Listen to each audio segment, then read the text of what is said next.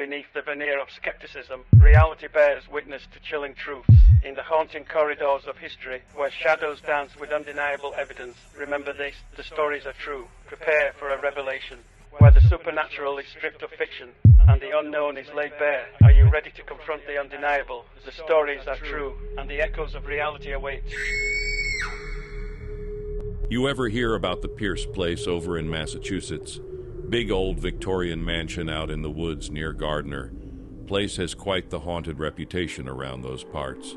It all started back when the original owner, Sylvester Pierce, had the 7,000 square foot home built for himself, his wife Susan, and their kid. Man had made his money in the furniture trade and wanted to live large. Hosted all kinds of high society types there: Calvin Coolidge, Bette Davis, P.T. Barnum, and even Norman Rockwell, you name it. Real swanky operation. Except within a week of moving in, Susan up and died. Some mystery illness they couldn't put a finger on. So much for their dream house. Pierce didn't stay a widower long, though. Not even a year before he took a new bride. Some young thing named Ellen, 30 years his junior. They had a couple more kids together before kicking the bucket themselves years later. That's when the real trouble started. Pierce's 2 surviving sons started fighting like hell over the property and the furniture business. Jealousy, greed, you know the drill. Then the Depression hit, and that big house fell into disrepair when the company went under. The youngest boy, Eddie, tried running it as a boarding house for a while, but the place just kept soaking up more misery.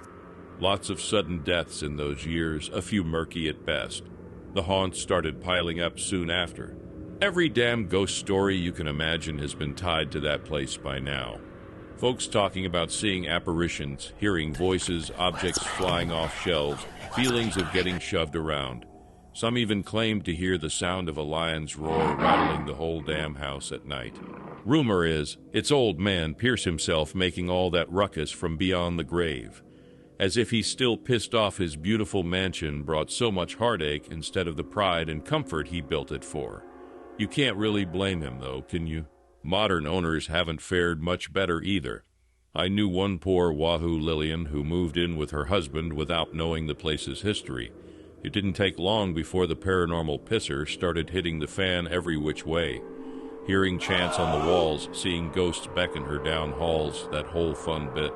When some ghost hunter bunch asked the spirits who was running the show there, they straight up said, "Lillian clear as day."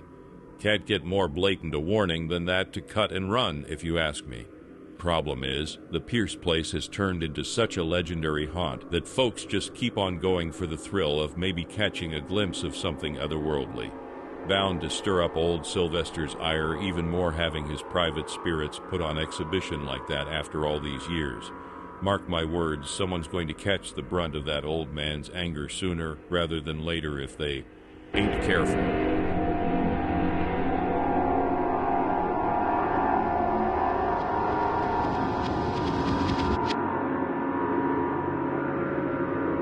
Thanks for joining us on this eerie adventure. If you enjoyed the chills, don't forget to subscribe. More mysteries await. Until next time, thanks for watching and stay curious.